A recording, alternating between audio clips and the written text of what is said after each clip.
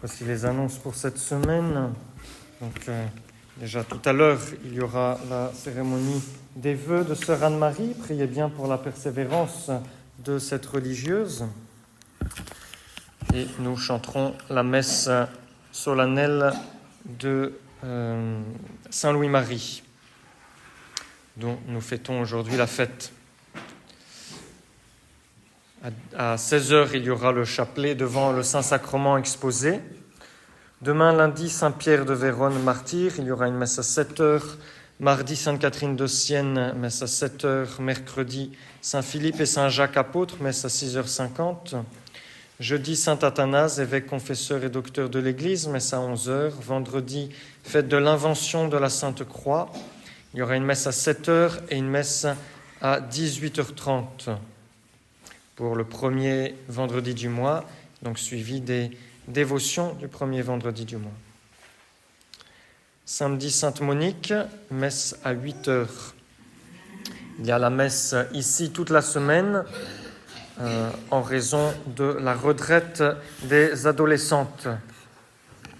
Nous prêchons, Monsieur l'abbé Dutertre et moi-même, sur la deuxième partie de la semaine, une petite retraite pour les jeunes filles. Priez bien pour qu'elles deviennent qu'elles reçoivent beaucoup de grâce pour persévérer toute leur vie dans la vie chrétienne. C'est à cet âge-là qu'on prend de grandes décisions et qu'on se forme et qu'on prend sur soi de mener une bonne vie spirituelle.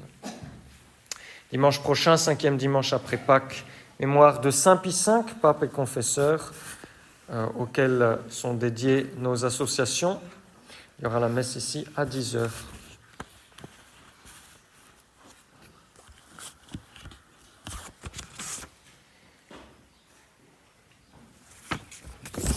Au nom du Père et du Fils et du Saint-Esprit, ainsi soit-il. Bien chers frères, bien chers fidèles, vous côtoyez régulièrement les filles de la sagesse. Vous profitez de leur dévouement, vous vivez à l'ombre de leurs vertus, de leurs prières. Et aujourd'hui, puisqu'il faut parler de Saint Louis-Marie Grignon de Montfort, le grand apôtre, le grand missionnaire, eh bien, je voudrais vous montrer que l'ordre des filles de la sagesse est un des plus grands miracles que le bon Dieu ait fait par l'intermédiaire de Saint Louis-Marie. C'est une grâce extraordinaire envoyée par Dieu. La fondation des grands ordres religieux est un miracle. Humainement parlant, cela n'aurait pas dû se faire. C'est le propre du miracle qu'il n'y a aucune disposition dans la nature pour ce qui va s'accomplir. Par exemple, les miracles de guérison, l'Église retient ces miracles pour la canonisation des saints, quand elle voit que la personne ne devait pas guérir, humainement parlant, que toute guérison était impossible, et que finalement, cette personne guérit. Là, il y a certainement un miracle, une intervention extraordinaire du bon Dieu. Et c'est la même chose pour la fondation des ordres religieux. Souvent, quasiment à chaque fois, la position sociale, le statut social du fondateur de l'ordre est un obstacle à l'œuvre qu'il va accomplir. La sagesse humaine ne prévoyait pas du tout cela. L'éducation du fondateur de l'ordre, son tempérament, sa manière de faire, est tout à l'opposé, en règle générale, de l'ordre qu'il va fonder. Et c'est là qu'on voit véritablement la manifestation de la puissance du bon Dieu. Et cela commence déjà avec les premiers disciples que le bon Dieu ait choisis, avec les apôtres, qui étaient des hommes rudes, sans culture, qui accomplissaient un métier manuel, qui n'étaient pas bêtes, qui n'étaient pas stupides, tout au contraire, mais qui n'étaient pas éduqués à faire de grandes choses, à prévoir des choses extraordinaires. Et le bon Dieu va leur donner des vertus extraordinaires pour évangéliser la terre. C'est le grand miracle de la Pentecôte. le bon Dieu ne veut pas que son œuvre soit le fruit de la nature, parce qu'il veut qu'on reconnaisse sa toute-puissance et il veut qu'on lui rende grâce pour les bienfaits qu'il nous donne. Et après les apôtres, eh bien ça va être pareil pour tous les grands ordres religieux. Au 5e siècle, le bon Dieu va fonder un ordre par l'intermédiaire de saint Benoît où les âmes pourront se sanctifier par le calme, par la prière, par le travail, par la vie rude et pénitente, comme celle des paysans et des esclaves, et surtout dans l'abandon total des richesses. C'est le vœu de pauvreté des bénédictins. Naturellement parlant, le bon Dieu aurait dû choisir un fils d'esclave ou de paysan déjà pauvre, déjà détaché, déjà habitué au travail des mains, etc. Mais non, le bon Dieu a choisi saint Benoît qui était un fils de famille noble, de famille patricienne, qui a dû renoncer à toute chose, qui s'est enfermé dans la grotte de Subiaco et qui a ensuite, par la grâce de Dieu, fondé l'ordre des bénédictins. Au XIe siècle, il y avait Bruno, qui était un professeur éloquent, qui était très affable. Il attirait à lui la jeunesse qui l'entourait. Il était très sociable. Et voilà que le bon Dieu va le choisir pour fonder l'ordre des Chartreux, où la vie érémitique est au centre de l'ordre, où il y a très peu de contacts, très peu de temps où l'on peut parler. C'est le silence presque perpétuel. Au XIIe siècle, le bon Dieu va choisir saint François d'Assise, qui est le fils d'un marchand. Son papa était attaché un peu trop à l'argent. Il avait le cœur un peu resserré pour faire l'aumône, donc il ne donnait pas beaucoup aux pauvres. Et le bon Dieu va choisir son fils pour être un modèle extraordinaire de pauvreté, pour rappeler au monde qu'on doit renoncer à tout, à toutes les richesses, pour se sanctifier. Au XVIe siècle, le bon Dieu va choisir un militaire qui, à 30 ans, savait à peine lire, qui passait sa vie dehors à combattre ou à faire des tournois plutôt qu'à lire des livres, pour créer l'ordre religieux qui va être un exemple, un modèle d'éducation chrétienne et d'instruction chrétienne. Le bon Dieu va choisir saint Ignace de Loyola, un militaire, pour fonder l'ordre des Jésuites, qui va se consacrer à l'éducation de la jeunesse et où la culture est extrêmement poussée, où les prêtres, les prêtres jésuites refont une fois, c'est-à-dire font 2 fois leurs études de prêtre, et où donc la culture va s'imposer comme une référence en matière d'instruction et d'éducation. Toujours au XVIe siècle, le bon Dieu va choisir saint Vincent de Paul. Saint Vincent de Paul qui était de parents de famille très pauvres et qui pourtant tout petit va, par la grâce de Dieu, faire donner tous ses sous à un pauvre qui était encore plus pauvre que lui.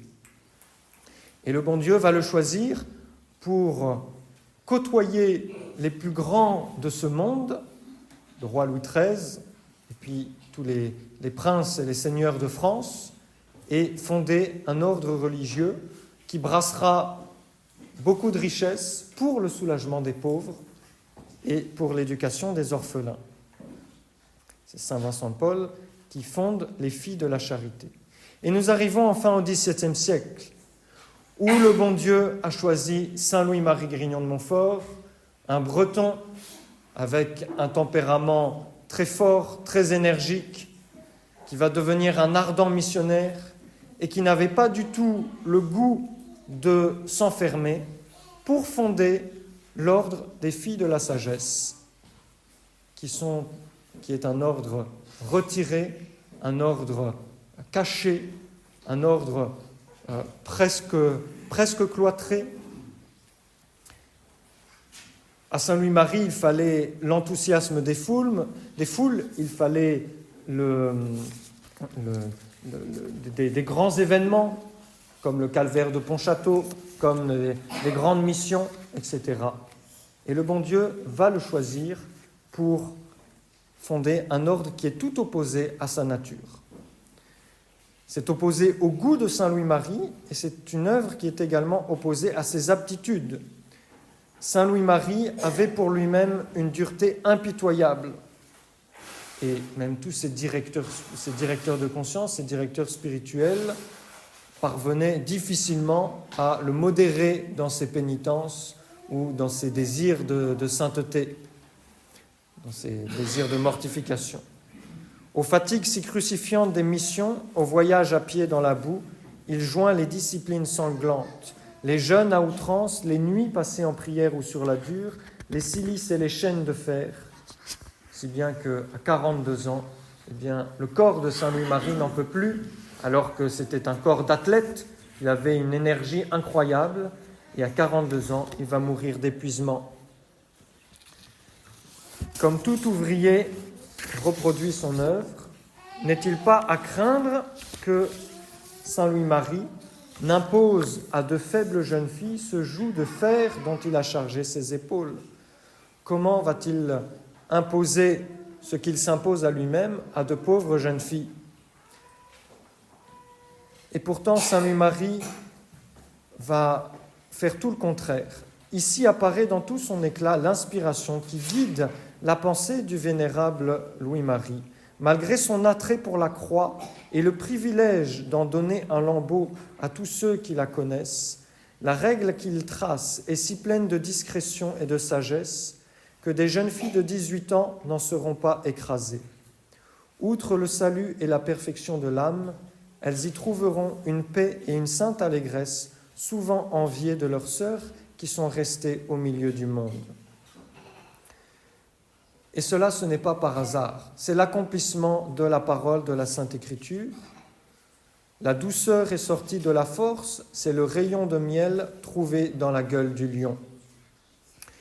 Et il en va de même de la compagnie des missionnaires, compagnie de Montfort. Le bon Dieu va s'appuyer sur les successeurs de Saint Louis-Marie qui ont le tempérament entièrement contraire à Saint Louis-Marie, le successeur de Saint Louis-Marie osait à peine prêcher, alors que Saint Louis-Marie passait son temps à prêcher et réveiller les foules par des prédications extraordinaires. Et le bon Dieu va choisir le père Mulot pour le successeur de Saint Louis-Marie pour établir la compagnie des missionnaires de Marie. Alors, comment appliquer cela à notre vie spirituelle? Eh bien,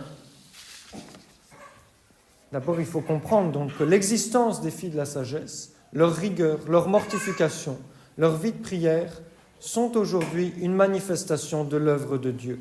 C'est comme un miracle de Saint Louis-Marie qui se prolonge. Alors merci au bon Dieu, merci à Saint Louis-Marie, et puis merci pour cette communauté qui fait tant de bien, même si c'est de manière très cachée, très discrète.